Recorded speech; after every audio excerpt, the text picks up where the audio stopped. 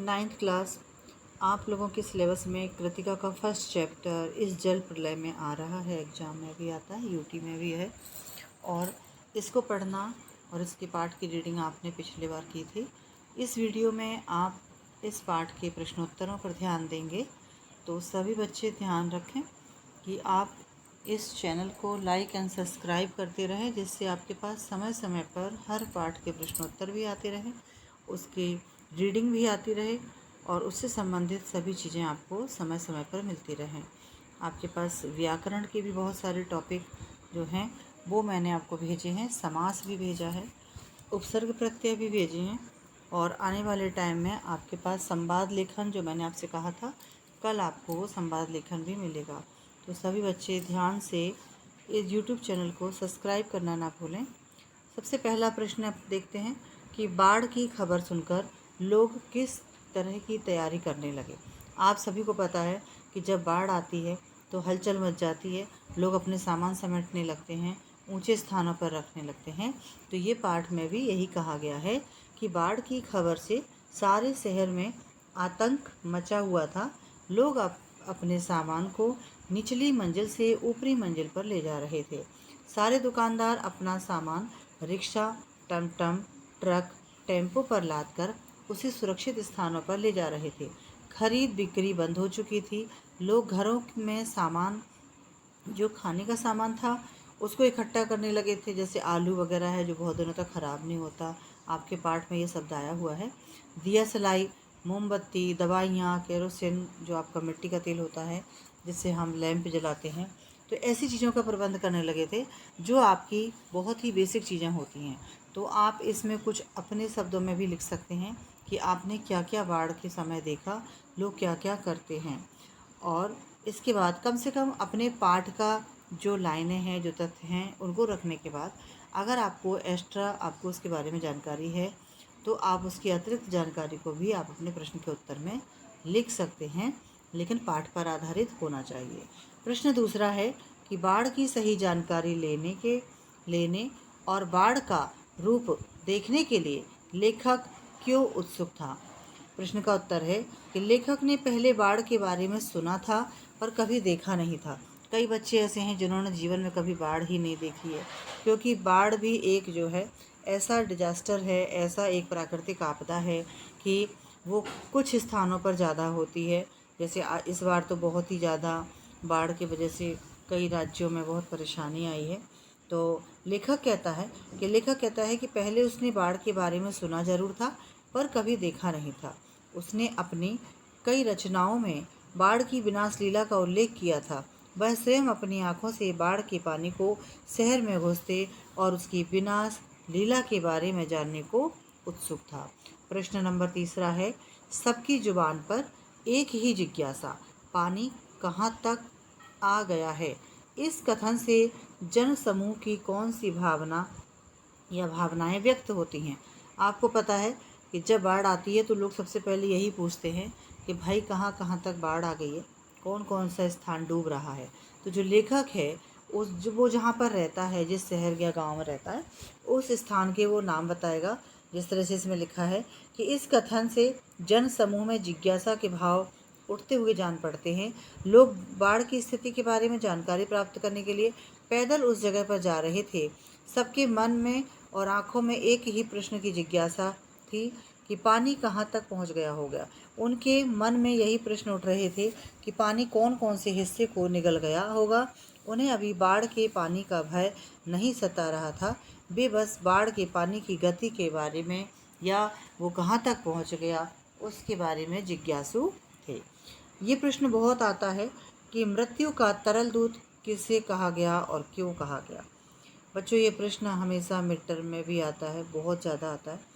और ये तरल दूध का मतलब ये है कि लिक्विड फॉर्म में मृत्यु का आना, यानी कि तरल दूध का मतलब यहाँ पर है पानी से। लेकिन जब बाढ़ का पानी होता है वो बहुत गंदगी का पानी होता है, बहुत ज़्यादा चीज़ों को बहा के ले जाता है। तो यहाँ पर है कि बाढ़ के लगातार बढ़ते हुए जल को मृत्यु का तरल दूध कहा गया। बाढ़ के इस आगे बढ़ते हुए जल ने ना जाने कितने प्राणियों को उजाड़ दिया, यानी कि उन कितने प्राणी जो है उसके अंदर डूब गए, कितने जानवरों को भी उसने क्या कर दिया, ख़त्म कर दिया, बहा ले गया और बहा दिया और बेघर करके मौत की नींद सुला दिया। इस तरल जल के कारण लोगों को मरना पड़ा, इसीलिए इसे मृत्यु का तरल दूत कहा गया और मृत्यु का तरल दूत कहना बिल्कुल सही बात है। प्रश्न नंबर 5वां है कि आपदाओं से निपटने के लिए अपनी तरफ से कुछ सुझाव दीजिए। तो कभी कभी आप पर जब आपको ये प्रश्न आते हैं तो इस प्रश्न का आपका इस तरह से विचार भी आ सकता है कि आपदाओं से निपटने के लिए अपनी तरफ से सुझाव दीजिए या आप इसके संदर्भ में क्या प्रयास करेंगे। तो प्राकृतिक आपदाओं से निपटने का सबसे बेहतर तरीका है सतर्क रहना। हमें मौसम की जानकारी रखनी चाहिए और अपने आप को सुरक्षित या सुरक्षा तंत्र से जुड़ा रखना चाहिए, यानी कि हमें जो सरकारी हमारे पास सुविधाएं आती हैं उन सुविधाओं का भी हमें नॉलेज होना चाहिए। आपदा से निपटने के लिए तत्कालीन व दीर्घकालीन उपाय हमें करने चाहिए। खाद्य सामग्री, राहत सामग्री पर्याप्त मात्रा का भंडारण करना आवश्यक है। बचाव कार्यों के लिए स्वयंसेवी संस्थाओं और सरकार को पहले से तैयारी आरंभ कर देनी चाहिए। पर्याप्त दवाइयाँ व चिकित्सा के लिए डॉक्टरों को भी वहाँ नियुक्त किया जाना चाहिए। इसमें है प्रश्न कि ये जब दानापुर डूब रहा था तो पटनिया बाबू लोग उलट कर देखने भी नहीं आए।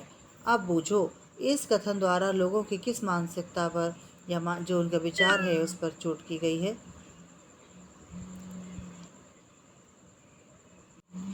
लोग संकट की घड़ी में एक दूसरे की सहायता करने के बजाय अपने निजी स्वार्थों की सिद्धि को अधिक महत्व देते हैं। जब संकट आता है ना तो लोग पलट कर नहीं देखते, उनकी मदद के लिए आगे नहीं आते। तो यहाँ पर निजी स्वार्थ का मतलब यही होगा। अपनी सुख सुविधाओं को छोड़कर किसी संकटग्रस्त व्यक्ति या व्यक्तियों का हालचाल जानने का भी वो कष्ट नहीं करते, क्योंकि वो आराम में है तो उनको किसी का दर्द ही अनुभव नहीं है। उक्त कथन द्वारा लोगों की इस मानसिकता पर चोट किया गया है कि यह कथन निश्चित रूप से कठोर और द्वेषपूर्ण है। प्रश्न है कि खरीद बिक्री बंद हो चुकने पर भी पान की बिक्री अचानक क्यों बढ़ गई। खरीद बिक्री बंद हो चुकने पर भी पान की बिक्री अचानक बढ़ गई थी, क्योंकि लोग बाढ़ को देखने के लिए बहुत बड़ी संख्या में इकट्ठे हो रहे थे। वे बाढ़ से भयभीत नहीं थे, बल्कि हंसी मजाक कर रहे थे और हंसी खुशी और कौतूहल से युक्त थे। वे जो है समय को काटने के लिए पान खा रहे थे या पान के लिए समय गुजारने का अच्छा साधन समझकर पान की बिक्री वहाँ पर बढ़ रही थी और लोग पान खरीद रहे थे। प्रश्न है कि जब लेखक को यह एहसास हुआ कि उसके इलाके में पानी घुसने की संभावना है तो उसने क्या क्या प्रबंध किए। यहाँ पर लेखक जो है स्वयं अपने एक अनुभव को बहुत अच्छी तरह से बता रहा है। प्राकृतिक आपदा के साथ साथ वो अपना अनुभव बता रहा है। तो यहाँ लेखक कहता है कि जब लेखक को एहसास हुआ, यानी कि फील हुआ कि उसके इलाके में पानी घुसने की संभावना है, या वो जानने लगा, ये समझ गया कि हमारे इलाके तक पानी आ सकता है, तो उन्होंने आवश्यक ईंधन, आलू, मोमबत्ती, दिया सलाई, पीने का पानी, कंपोस्ट की गोलियां इकट्ठी कर ली, ताकि बाढ़ से घिरे जाने पर कुछ दिनों तक गुजारा चल सके। उन्होंने बाढ़ आने और छत पर चढ़ जाने का भी प्रबंध सुनिश्चित कर लिया। प्रश्न नंबर 9 है कि बाढ़ पीड़ित क्षेत्र में कौन कौन सी बीमारियां फैल जाती हैं। ये बहुत बड़ा प्रश्न है। जब बाढ़ आती है तो बहुत सारी बीमारियां भी लेके आती है। बाढ़ के बाद हैजा, मलेरिया, टाइफाइड आदि बीमारियां फैलने की संभावना रहती है, क्योंकि बाढ़ के उतरे पानी में मच्छर अत्यधिक मात्रा में पनपते हैं, जिस कारण मलेरिया जैसी बीमारी हो जाती है। आजकल डेंगू, चिकनगुनिया भी बहुत होता है। पानी की कमी से लोगों को गंदा पानी पीना पड़ता है और गंदगी में ज़्यादा समय तक रहना पड़ता है, जो हैजा, टाइफाइड जैसी बीमारियों को न्योता देता है। प्रश्न इसमें एक और है कि नौजवान के पानी में उतरते ही कुत्ता भी पानी में कूद गया। दोनों ने किस भावना के वशीभूत होकर ऐसा किया। नौजवान और कुत्ता परस्पर गहरे आत्मीय थे, यानी कि कुत्ता उस नौजवान का ही था, जो कि जैसा मालिक करेगा वैसे ही कुत्ता करता है। तो दोनों एक दूसरे के सच्चे साथी थे। उनमें मानव और पशु का भेदभाव नहीं था। वे एक दूसरे के बिना नहीं रह सकते थे, यहाँ तक कि नौजवान को कुत्ते के बिना मृत्यु भी स्वीकार नहीं। इस व्यवहार से उसकी गहरी मित्रता का परिचय मिलता है। यहाँ पर एक लाइन है कि अच्छा है कुछ भी नहीं, कलम थी वह भी चोरी चली गई। अच्छा है कुछ भी नहीं मेरे पास। मूवी कैमरा टेप रिकॉर्डर आदि की तीव्र उत्कंठा होते हुए भी लेखक ने अंत में उपर्युक्त कथन ऐसा क्यों कहा? यहाँ लेखक के बाढ़ से उत्पन्न दुख को वह व्यक्त करता है और कहता है कि इस घटना को पहले कैमरे में कैद करना चाहता था, परंतु उसके पास कैमरा उपलब्ध नहीं था। फिर उसके मन में विचार आया कि वह कलम के द्वारा पन्नों पर ये त्रासदी को लिखे, यानी कि इस बाढ़ के बारे में लिखे जिसे उसने पहले स्वयं भोगा था। उसके पास कलम भी नहीं थी, वो भी चोरी हो गई। इतनी तीव्र उत्कंठा होते हुए भी लेखक ने सोचा कि अच्छा है कुछ भी नहीं है, क्योंकि बाढ़ की इस समय सजी भयानक रूप को देखकर वो अपने कैमरे और जो है कलम से पन्नों पर उतार भी लेता तो उसे दुख ही प्राप्त होता। उसे बार बार देखकर पढ़ता, उसे कुछ प्राप्त नहीं होता। फिर उसकी तस्वीर लेकर वह क्या करता। यानी कि तात्पर्य है कि जब ज़्यादा कोई भी भयानक घटना होती है तो उसके बारे में ज़्यादा सोच कर क्या होता है, हम दुखी होते हैं। तो बार बार दुखी होने का कोई तात्पर्य नहीं है। ये आपके पाठ के प्रश्नोत्तर हो गए हैं। सभी बच्चे पाठ के प्रश्नोत्तर याद भी करेंगे और लिखेंगे भी।